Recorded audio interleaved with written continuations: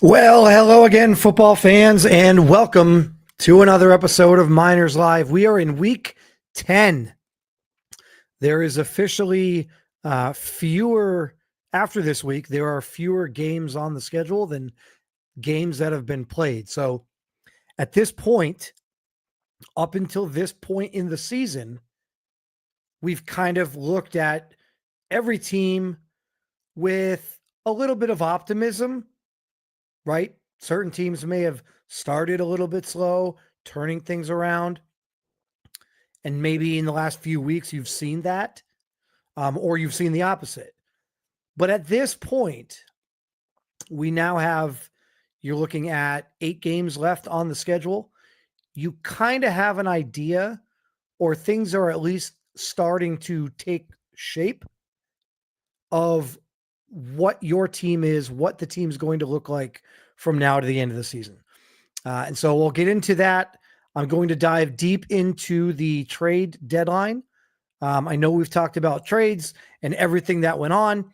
So I will talk about the trade deadline, some winners and losers, get your thoughts. I mean, obviously, I put this out there for you guys.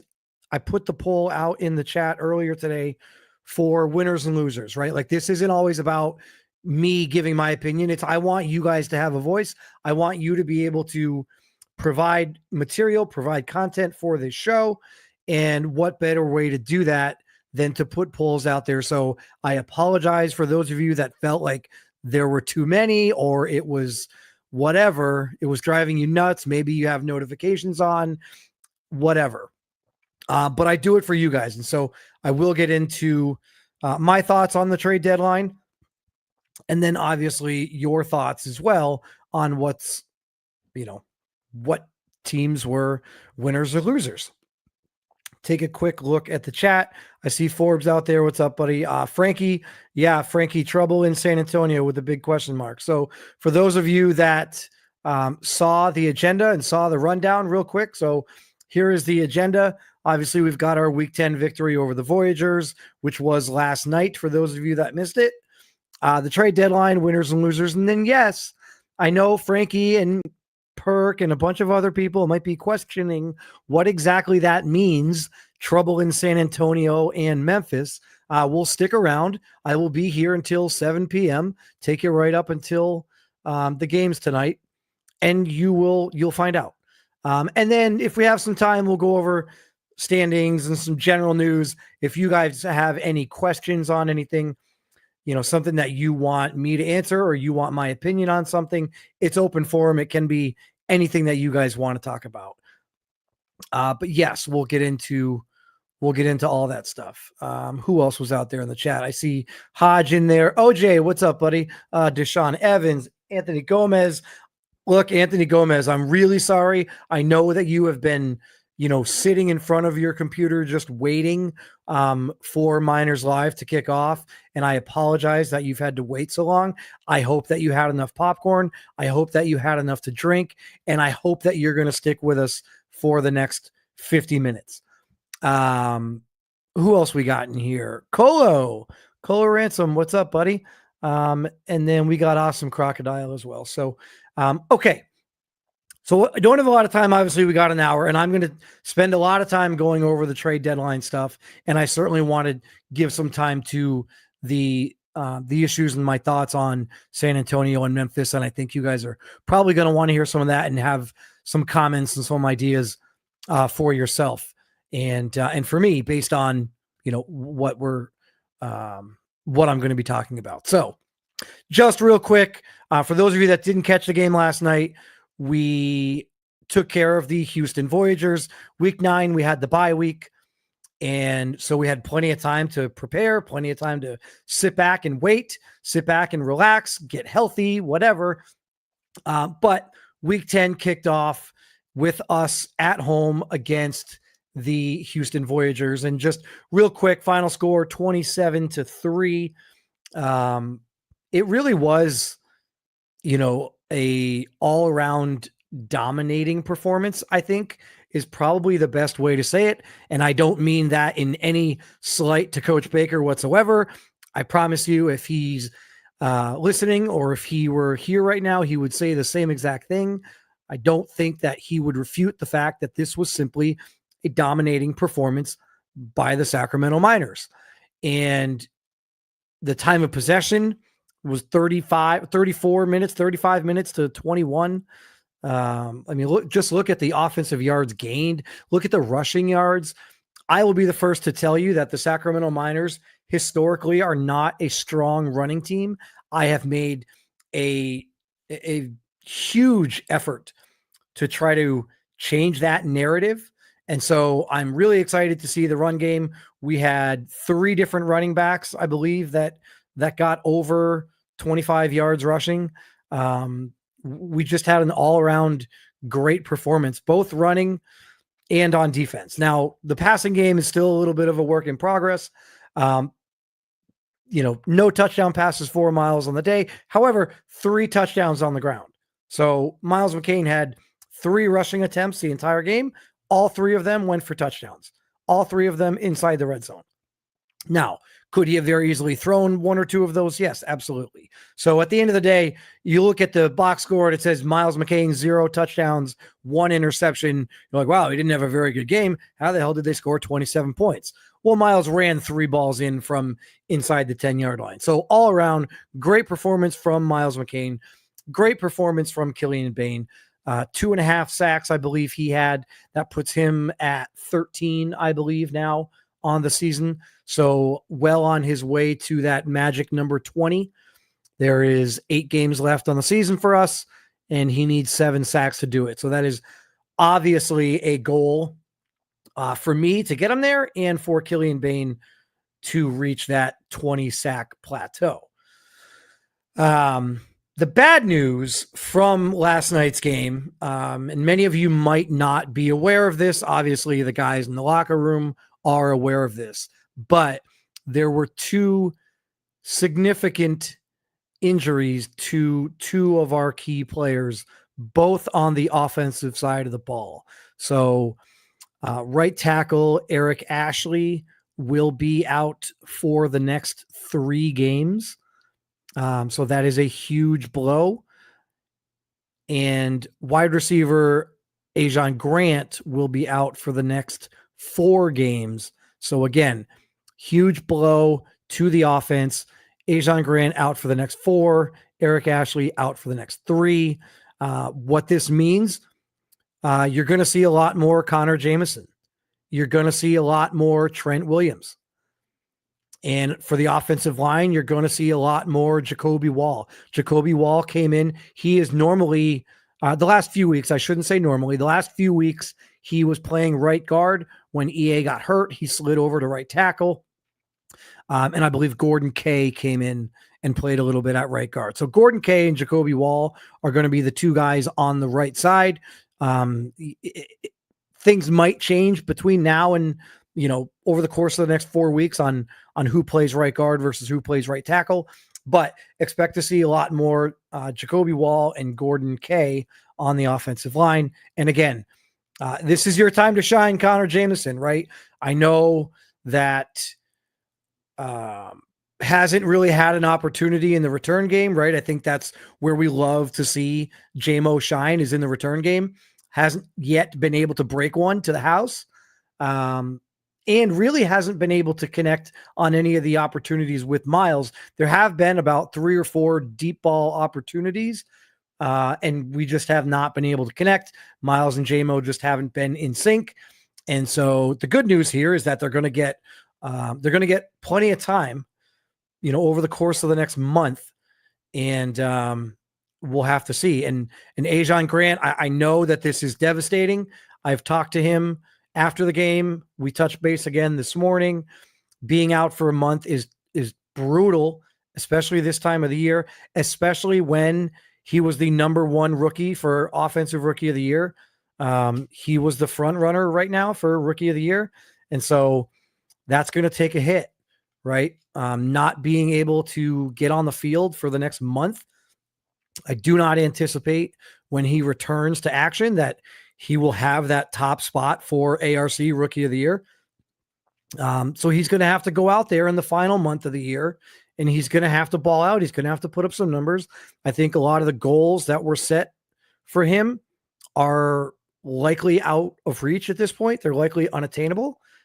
And so it's really just about coming back strong, coming back healthy.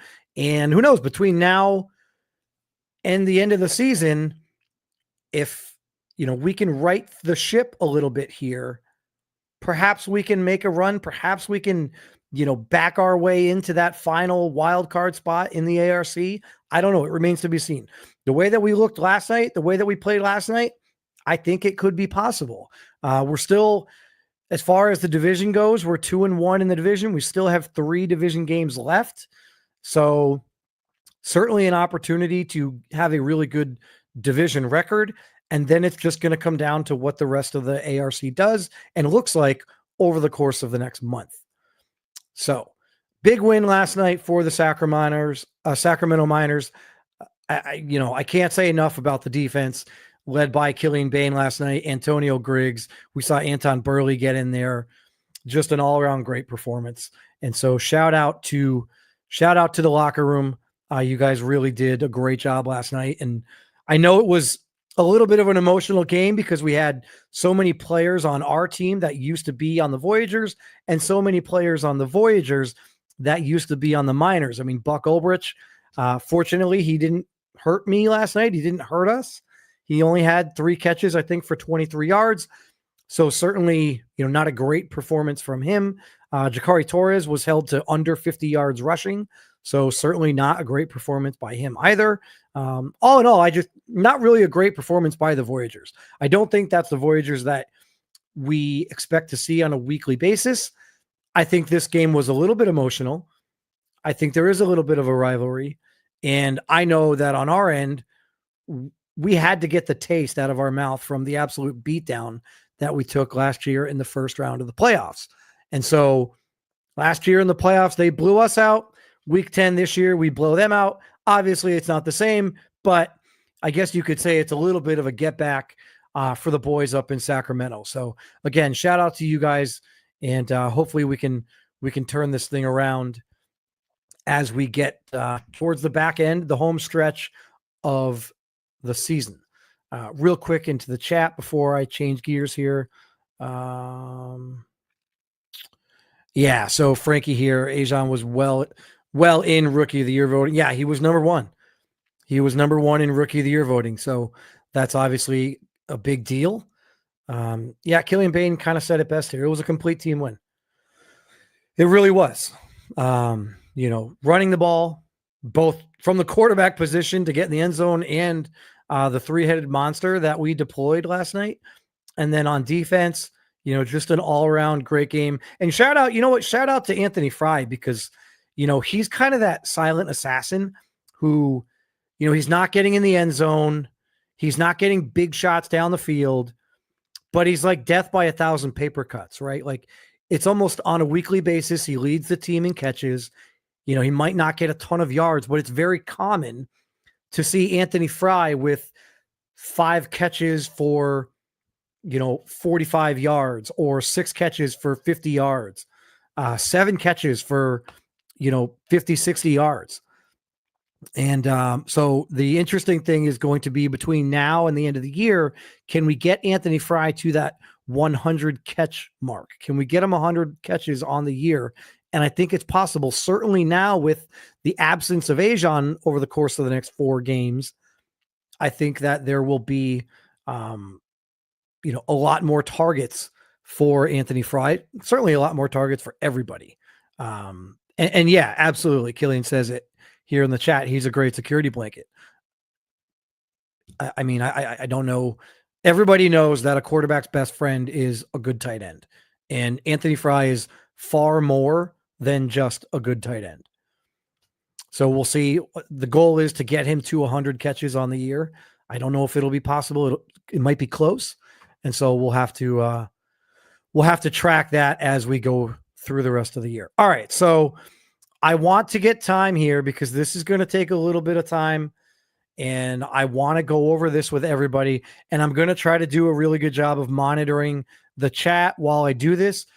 And if there's anybody that wants to come on, during this as we go through the trade deadline and everything, and you want to come on and you want to,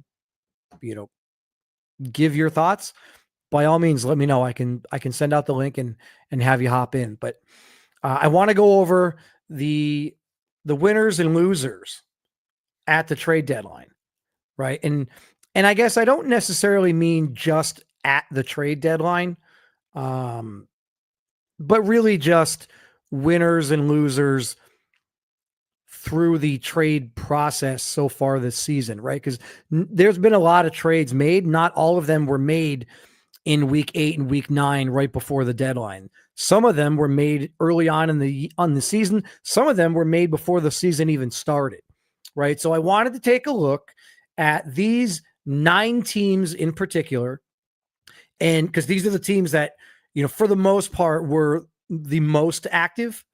I know there's a couple other teams like the Thunderbirds, for example, the Explorers, for example, that were involved in some key trades.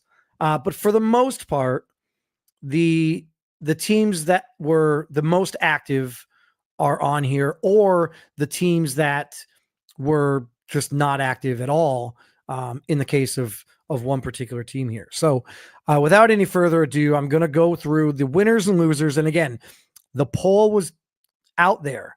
The poll was put out for you guys to be able to participate in this.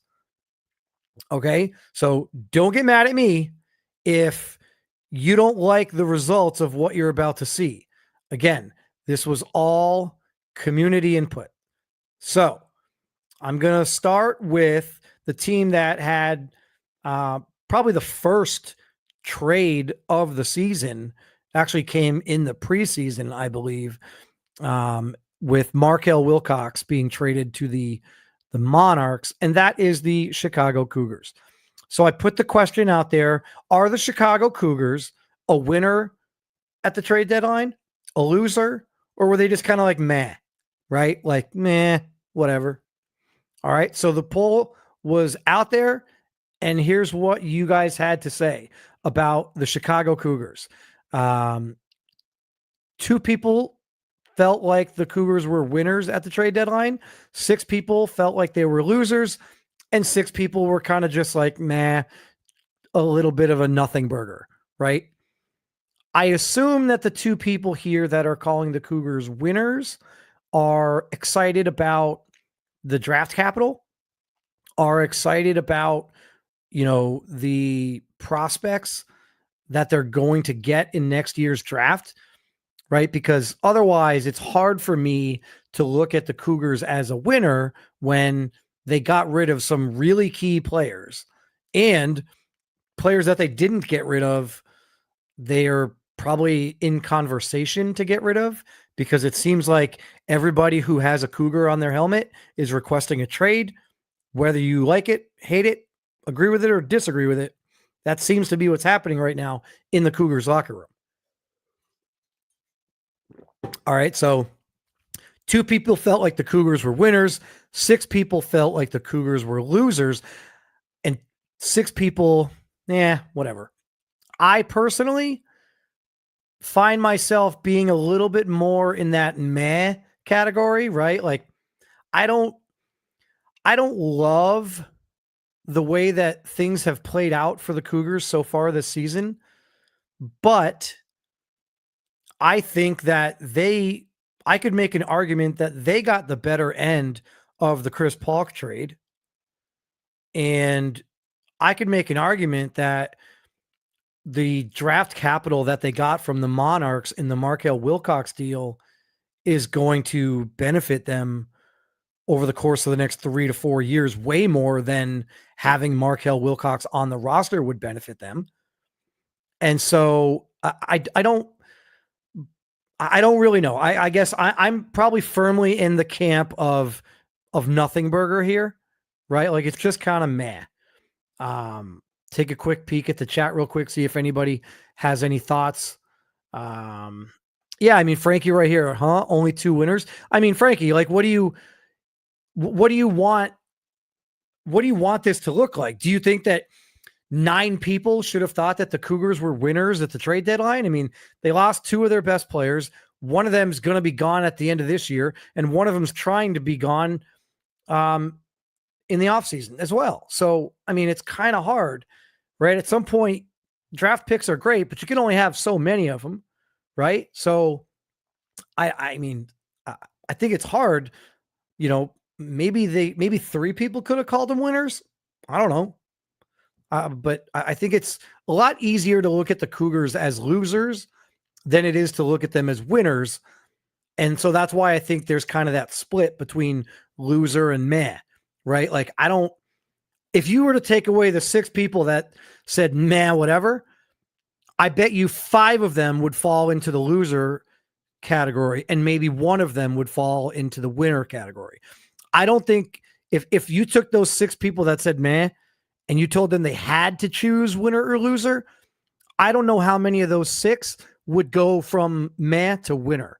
I think more of them would go from meh to loser. And I think that's kind of where the Cougars are. I think they're kind of meh. I think that their record doesn't properly reflect the amount of talent that's on that team. But with the amount of turmoil and chaos and everything that's gone on with them over the course of the last season and a half, right? Like, we're not even just talking this season. This started all the way back last year. So there's been, a lot for the Cougars to deal with this year. So again, 2 winner, 6 loser, and 6 big fat meh. All right. That'll do it for the Chicago Cougars. Let's take a quick peek. We'll go from the Cougars. You know what? I'll let you guys pick. So you guys saw all the other teams that are out there.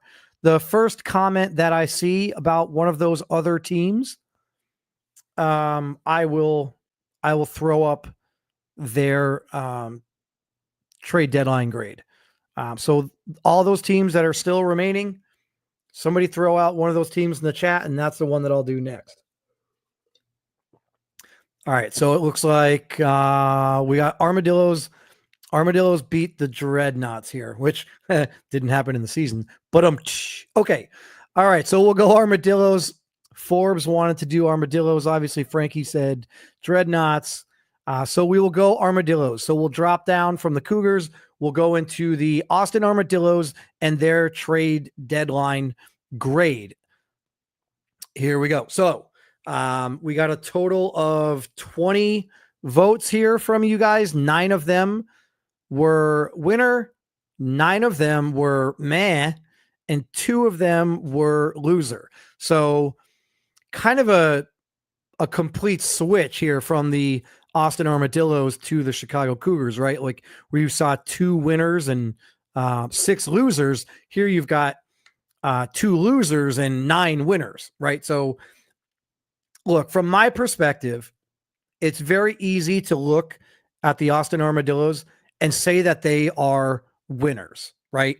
When you look at the moves that they made, they coming into the trade deadline, they were number 1 in offense, number 1 in points, number 1 in yards, number 1 in passing yards, and 29th in rushing yards. But we all know the struggles with the run game in Austin, that they're not winning games because of the running game. So they were first in points scored, they were first in total yards, and they're first in passing yards in the entire league. But on the defensive side of the ball, they were 21st in points allowed, 28th in yards allowed, and 28th in pass yards allowed. Plus, they were 20th in rush yards allowed. So the defense in Austin has been the issue. The reason why, if they had a above average to good defense, they could easily be undefeated right now. Like, the offense is putting up that many points per game, where if the defense just, could stop 1 touchdown per game from being scored, they could easily be undefeated, right? And so what did the Austin Armadillos do leading up to the trade deadline? Well, they went out and they got Hayden Harold to bolster the back end of the defensive backs. So Hayden Harold in at safety. Then they made the trade with the Oklahoma City Bisons to get Tyrone Dugans. Again, more of a depth piece for the Armadillos, but don't sleep on Dugans as a pass rusher. So if you look at the Armadillos and you look at their linebacking core, Dugans might look like the fourth linebacker in that group. However, he's the best pass rusher out of everyone on that group. So what is one of the best ways to improve your defense? Get to the quarterback quicker, right? Don't give the quarterback a lot of time to move around in the pocket, make decisions, scramble, get loose, take off for 10 or 15 yards, right? Get to the quarterback quicker and cover the guys downfield. Those are the two big things.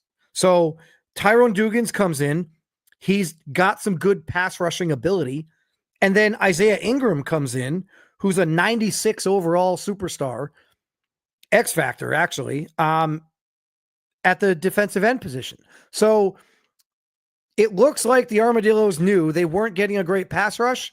They needed to get to the quarterback, and they brought in guys that have those skills. They have a very particular set of skills. Get to the quarterback.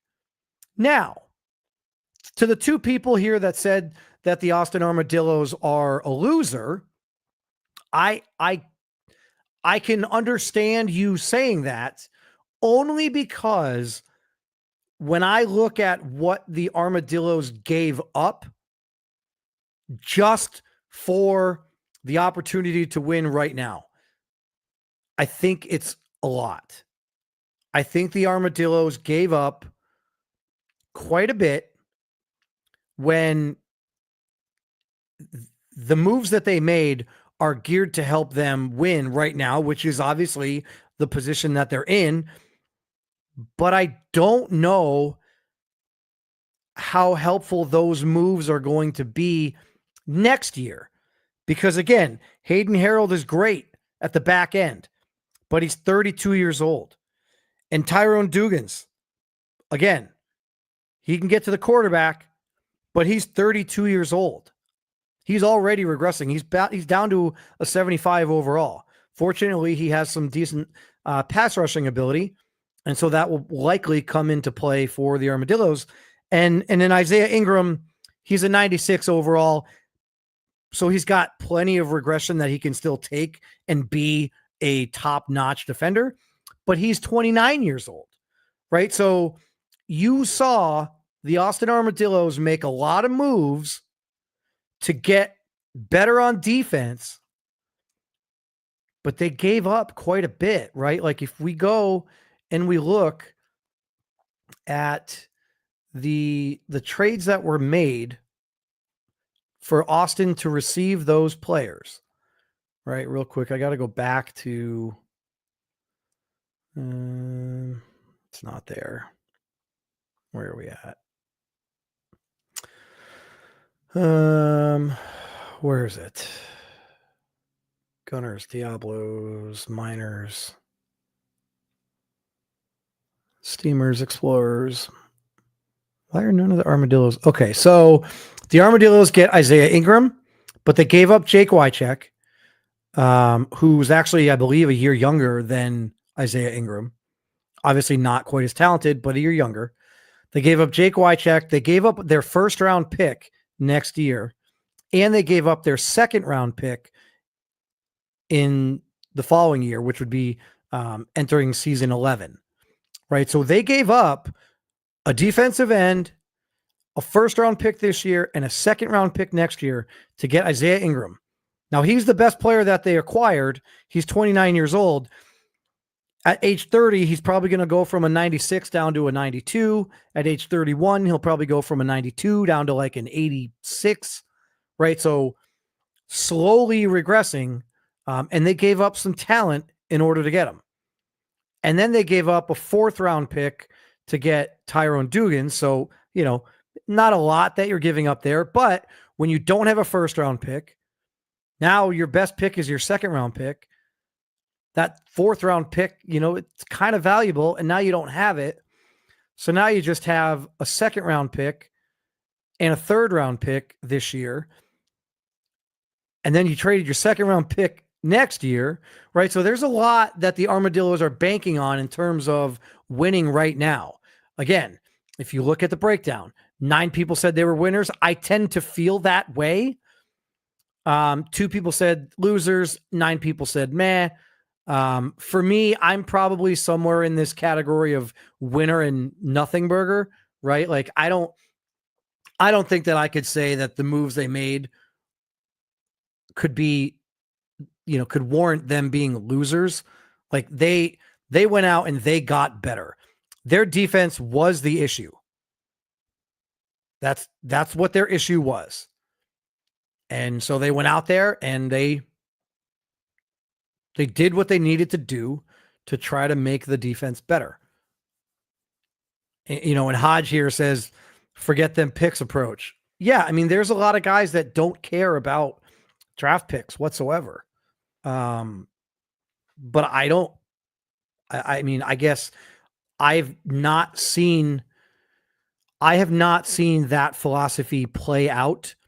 I probably haven't been here in the league long enough to see that philosophy be implemented and play out long enough to where I can say that that's a good philosophy to have or a bad philosophy to have.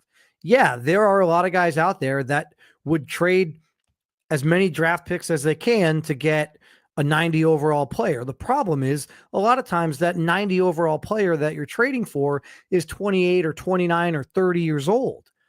And so if you don't win that year, then they regress. Like everybody who's 28 or 29 is regressing in some way.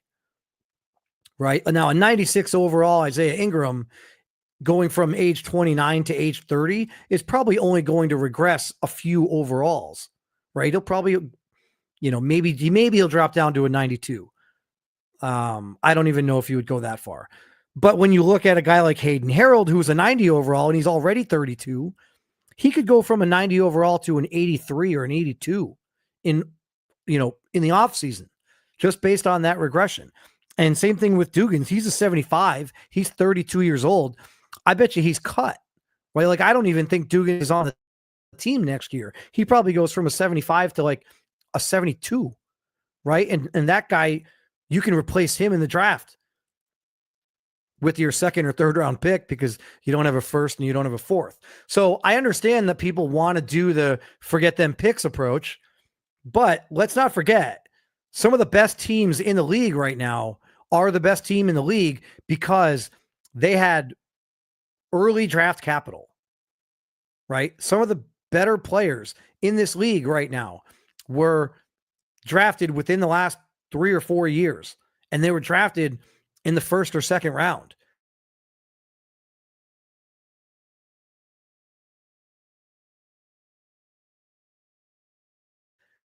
That's a lot to give up.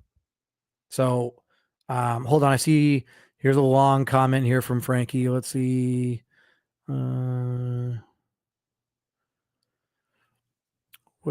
People will look at our draft picks this year and think we don't have a young team, but probably forget we had 6 picks in the first 2 rounds last year. Yeah, I mean, I think Frankie's just pining for attention right here. I don't think anybody is looking at the Dreadnoughts like, oh, they don't have a lot of draft picks. I think anybody who's following the team knows that last year you had a ton of draft picks, right? So, I mean, I don't know that people are really thinking that. What else do we have here? Yeah, I mean, Forbes even says it right here. So he doesn't hide behind it. He's like, I don't care about picks, right? Like, I don't like the approach at all. I just don't. When that's your attitude, then you're never going to have a guy on your team like Killian Bain, right? You're never going to have a guy on your team like that who's 22 years old, 86 overall, might lead the league in sacks, might win defensive player of the year, and he's 22 years old. Like, I'm sorry. Why would you not care about that? I understand that it takes time, but think about how good a guy like Killian Bain is going to be for the next decade. Like, you guys, I'm going to have like an AARP card, and my wife is going to be pushing me around in a wheelchair by the time Killian Bain retires from this league.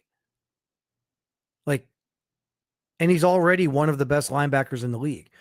And he's just an easy one for me to mention and talk about because he's on my team. But there's a lot of guys out there like that.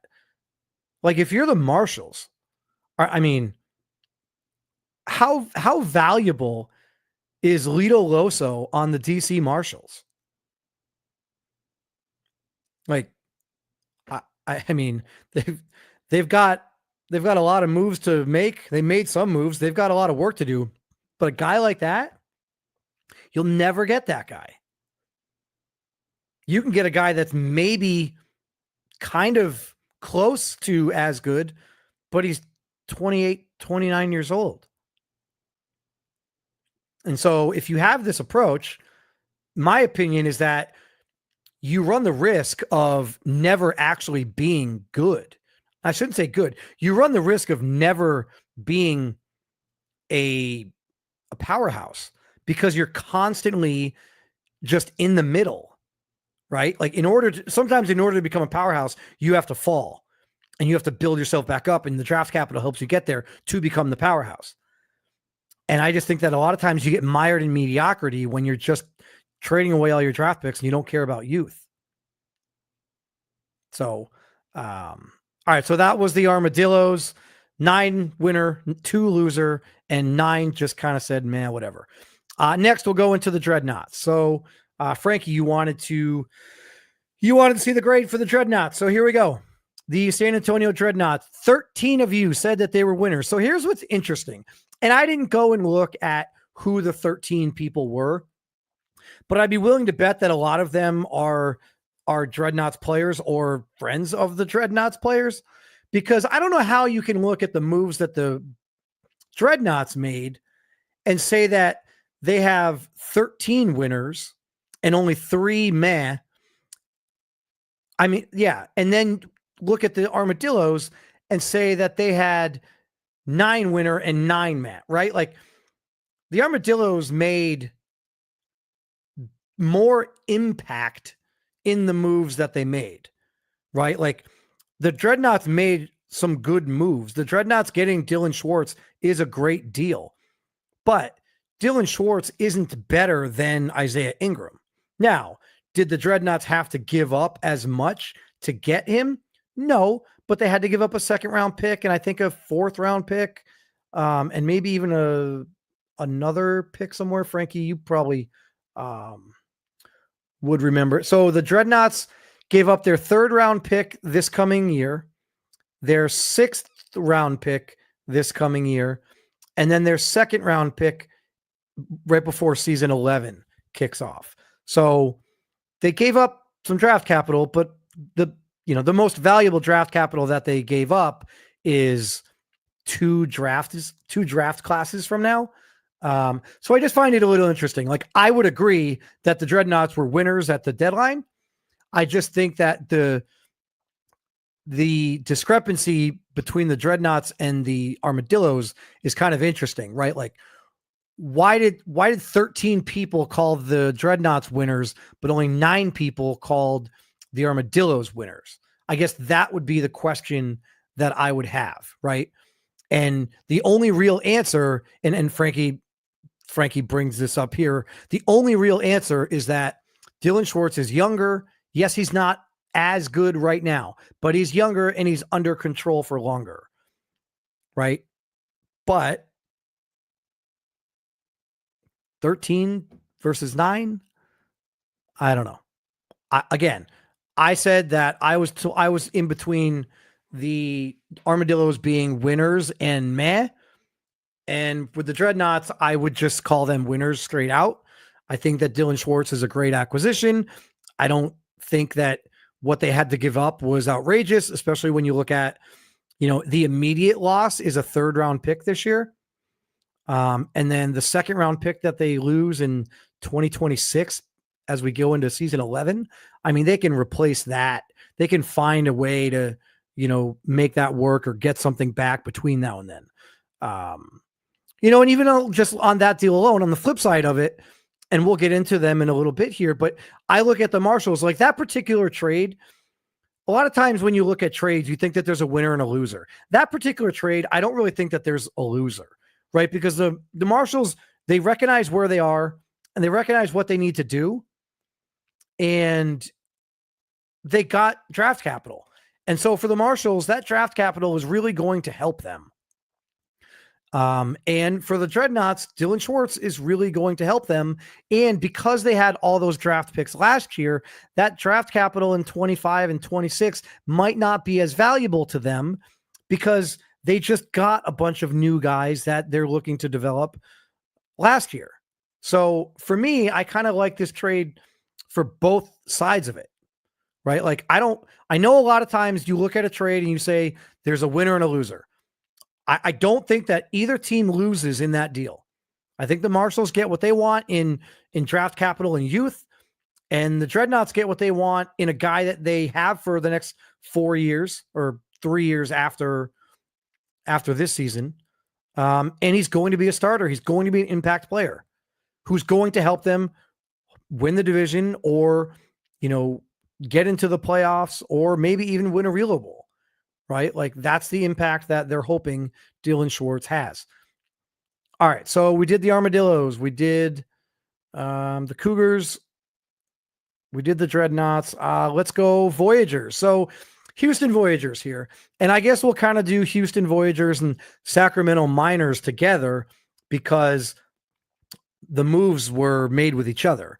Right? So the Houston Voyagers are looked at as 3 people said that they were a winner. 13 people said that they were losers. And 2 people were just kind of like, whatever, I don't really care.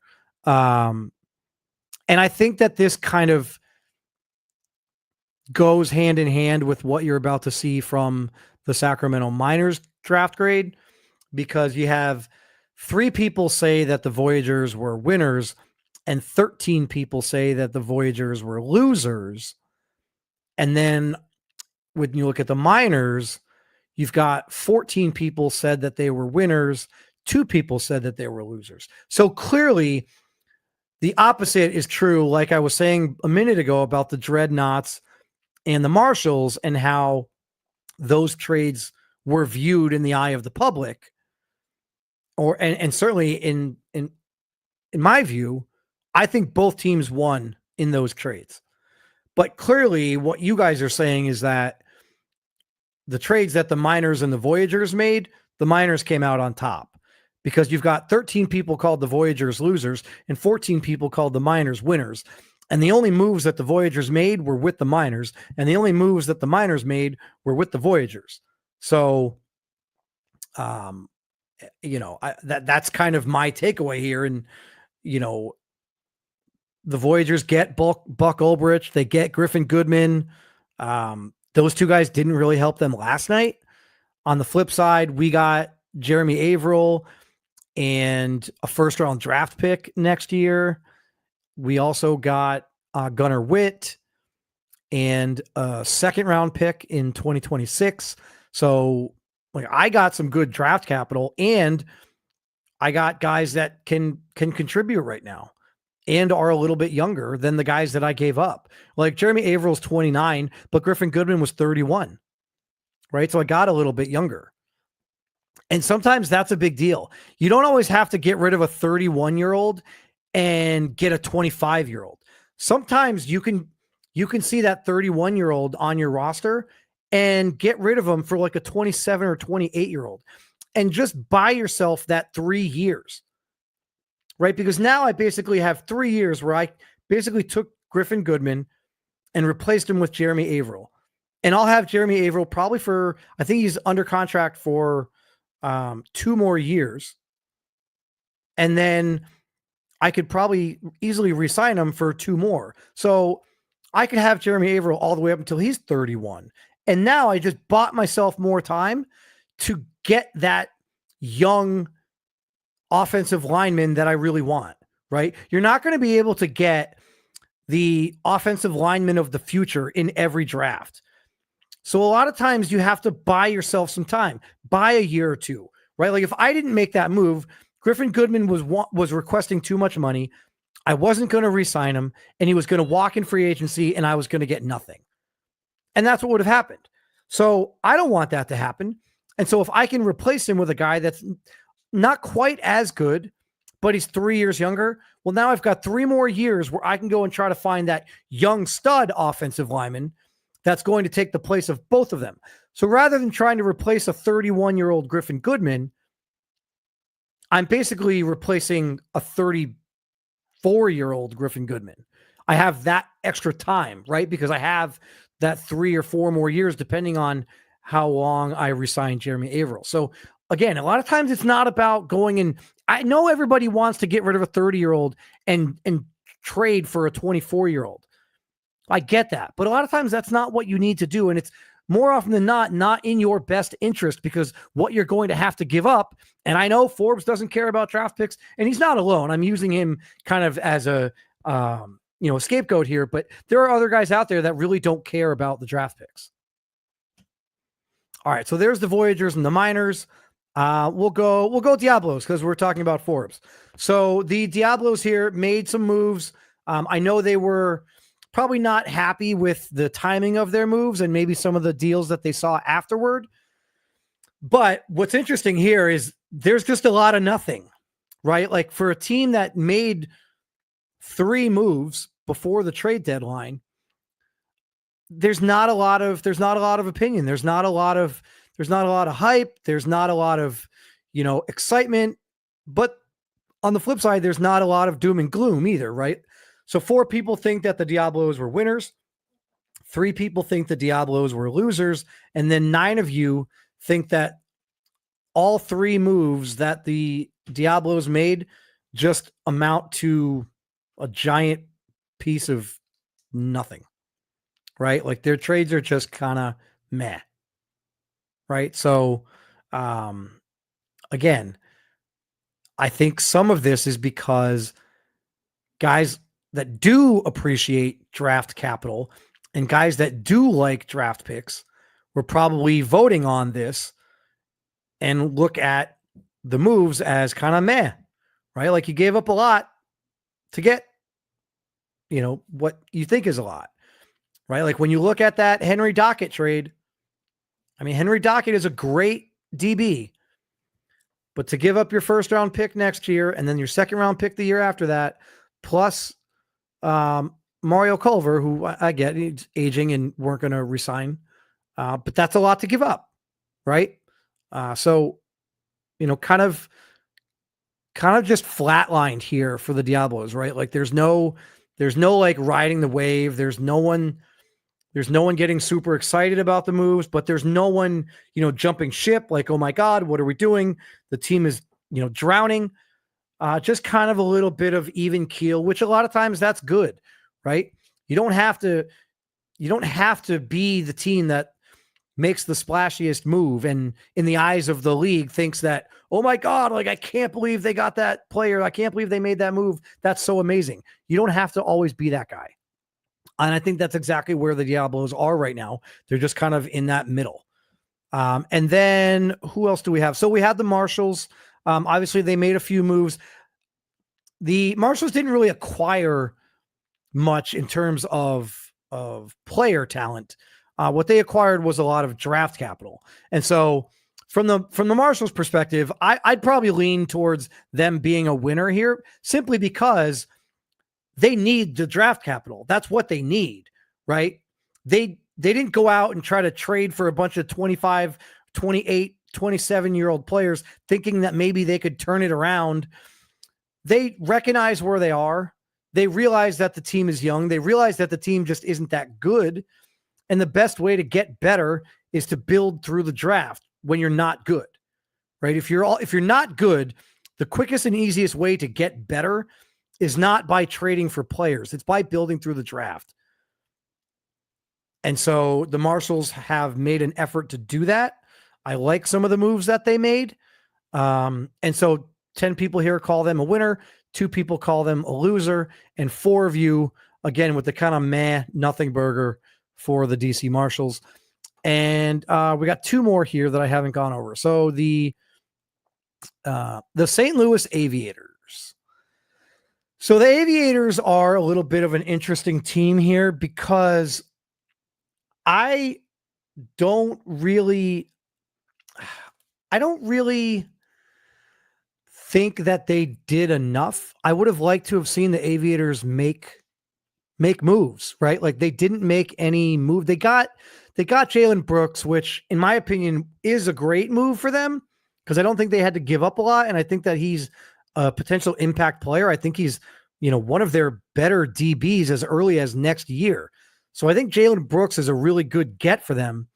But given where they are in the standings, I would have liked to seen them make another move. I would have liked to have seen them go out and do a little bit more. And they just didn't. Like right now they're 7-1. They've got the best record in the ARC, and they could really make a play for the Relo Bowl. And I would have liked to have seen them do something more to kind of get over the top, because you saw the Dreadnoughts do it and you saw the Armadillos do it. And while the Voyagers and Miners, aren't really in that position, especially the Voyagers now at 5-4, and certainly, us at 4-5, I would have liked to have seen the Aviators just do a little bit more. I don't know what that would have looked like. I don't know what move they could have made. I just think that it would have been really nice if they had been able to add something, right? Like they're the team that I think could have gotten rid of a second-round draft pick and gone out and gotten a player in an area of need that will help them get to the Relo Bowl, because I think they have a legitimate shot. Like, here's an example. I understand that Kyle Bain is playing well, but wouldn't it have been amazing if the Aviators called the Voyagers and said, "Hey, what's up with Glenn Hay?" And what if a change of scenery for Glenn Hay going from the Voyagers to the Aviators was exactly what he needed? What if he was a better fit for that style? The Aviators are 7-1 right now, and they're, as far as overall goes, the quarterback's playing well. But as far as overall goes, he's not there. Right? Like there's some other quarterbacks that maybe they could have made a move for. And I get it. Like it's really tough to do when your quarterback's the guy that got you there. When you're 7-1, why are you going to, rock the boat? But there's other quarterbacks out there. Like Frankie even mentions Frankie's backup quarterback, who, since we're on the topic, just re-signed. I don't like that re-signing, by the way. I think that's too much money. And I don't really know why you would re-sign him unless you're worried about Owen Jack not re-signing, which I don't think you're worried about. I think you're going to find that money is going to have been better used elsewhere at some point, but who knows? Maybe I'm wrong. I could completely be wrong. And maybe Owen Jack gets hurt and re-signing Matt Jones is the greatest move you ever made. But on the surface right now, a week after the re-signing, I question it a little bit. But we'll move on. So the Aviators, I don't really love the moves that the Aviators made or didn't make. And then the last one here is the Cincinnati Hogs. So for me, the Cincinnati Hogs did nothing. They did nothing. And I would have liked them to have done something. I would have liked them to go out and get a quarterback. I think that they just lost 3 games in a row. And I've said for a month and a half now that this was probably going to happen at some point in the year. And now it's happening. They started 6-0. Now they're 6-3. And this is exactly what I feared was going to happen, is that Ronnie Shanahan is struggling. He's young. He's not there yet. And they didn't do anything to get their team, to make their team better. And I can make the argument that the teams that they're fighting with in the ARC got better. The Armadillos got better. The Dreadnoughts got better. Say what you want about the Voyagers and Miners, but chances are one of those teams got better. The Bulls are still there. The Bulldogs are there. The Black Knights are there. There's so many teams in the ARC right now. And the Cincinnati Hogs, who were 6-0, just sat there with a giant nothing burger while all these other teams made moves. And I think ultimately it's going to hurt them. And I look at the Cincinnati Hogs now as, 1, fighting to win the division, and 2, fighting to make the playoffs at this point. Right? Like those 3 losses could not have come at a worse time. So I would have liked to have seen the Cincinnati Hogs do something. and they just didn't. So that's my take. That's where I am on all the trade deadline grades. I'm gonna get out of here in a couple minutes, but before I do, I obviously want to talk about what a lot of you were questioning, and that is the situation with San Antonio. The Memphis Steamers, my situation with the Memphis Steamers is that they've got some big time injuries. Jake Pride is hurt. Amir Williams is hurt. Those guys are going to miss several weeks. And right now, sitting at 4-5, the Steamers look like they're not going to make the playoffs. The Dreadnoughts, on the other hand, everyone's like, what are you talking about? What's the trouble in San Antonio? The Dreadnoughts are 7-2. I don't understand why you can say that. Here's what my concern is. And I don't know that this is 100% accurate, but I'm pretty sure that it is.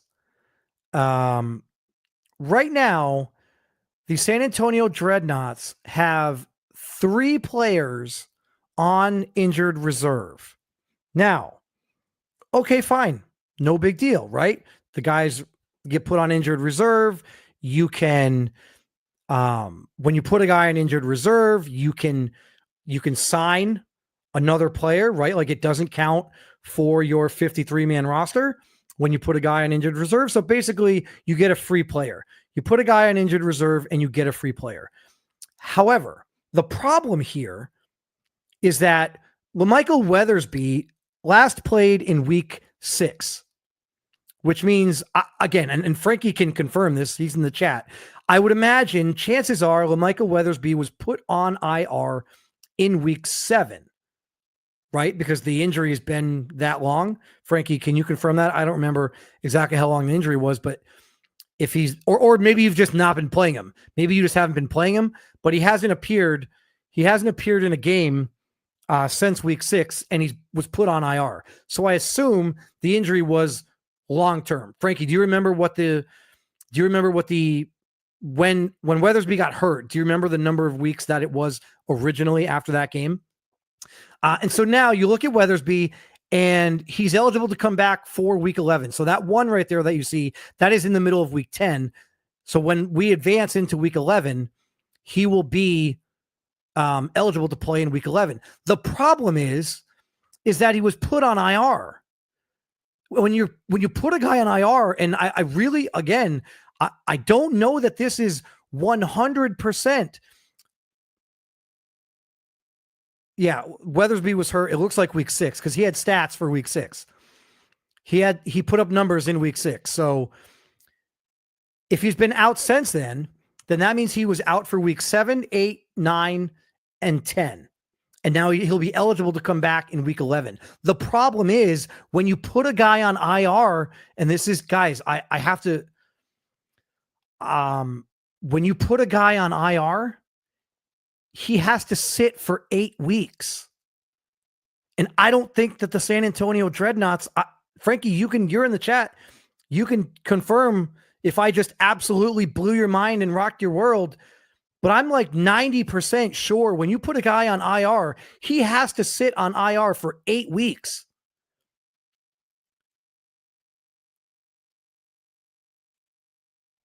So again, maybe I'm wrong. That's the way that it used to be. It used to be that way. And maybe they've changed. But with Weathersby eligible to come back in 1 week, he might not immediately be able to come off the IR. And then you can make the same thing with Vince Wayne. And then the same argument with Greg Omane is those guys are also on IR. And then the flip side of that, the other thing is, I'm pretty sure that you're only allowed to bring 2 guys off. If you put, like, for example, if you put 5 guys on IR, you can't just pull all of them off IR. I believe if you put a guy on IR, the maximum number of guys you're allowed to take off IR is 2. So when I look at the Dreadnoughts right now, and Frankie, maybe you're right. Maybe you did all this research and maybe I'm wrong. But we're going to find out soon enough. If LaMichael Weathersby is even eligible to come off IR, he might be healthy and sitting on IR. And if it is the 8-week thing, then he's going to be eligible for week 15. Same thing with Vince Wayne. He wouldn't be eligible until week 16. And then George Amane wouldn't be eligible until week 17. Again, based on when they got hurt and sitting out for 8 weeks, if indeed that's the case. And maybe I'm wrong. Maybe you can, as soon as they're healthy, pull them off IR. But I don't believe that you can. For your sake, I hope that I'm wrong. Because that could be a big blow to lose those 3 guys right before you head into the playoffs. Now, fortunately, those 3 guys aren't studs. They're not superstars. I think you can probably replace them in the lineup, but just something to think about. It's nothing about the team in general, the performance. I know a lot of you got a little riled up and wondering, oh my God, what the hell is Dunn talking about? The Dreadnoughts are 7-2. I can't believe he's going to say something bad. I just look at the guys that are on IR. And when Amane comes off or is eligible to come off, I don't know if he'll be eligible to come off the IR. And same thing with Vince Wayne, and same thing with Lamicah Weathersby. Now, again, fortunately, those guys are sub 80 overall players, so it's not going to be that difficult to replace them if, in fact, that is the case. So, Frankie, I hope for your sake that it's not. And just if it is, public service announcement for everybody out there, don't put a guy on IR unless he's out for the year, if, in fact, that's what it ends up being. Because Frankie might get screwed here a little bit as his guys start to get healthy right before the playoffs. So, all right, the game started tonight, guys. Here's a quick look at the schedule. So you've got the Hogs and the Celtic Tigers. You want to see that Hogs team that did absolutely nothing before the trade deadline. That game's kicking off right now over at the RFL YouTube channel. And then tonight we've got the Cougars and the Armadillos. This one could be a bloodbath, guys. This one could be over at halftime. You might want to find something to do between 9:30 and 10, because that game could be over at halftime. So again, Hogs, Celtic Tigers going on right now over at the RFL channel, and then Cougars, Armadillos round out the Tuesday night action here in the RFL. So again, guys, appreciate all the support, appreciate all of your input and your thoughts on the trade deadline grades. And I'll have more stuff, throughout the week. But actually, I'm not going to have more stuff throughout the week. I'm going to be on vacation, so I might not be here next Tuesday. I'll be on vacation, going to Vegas for a little bit. So, yeah. So, guys, enjoy the games tonight. I'll get you out of here. Until next time, I am Chris Dunn, head coach and general manager of the Sacramento Miners. Take care, everybody. Enjoy the games. See ya.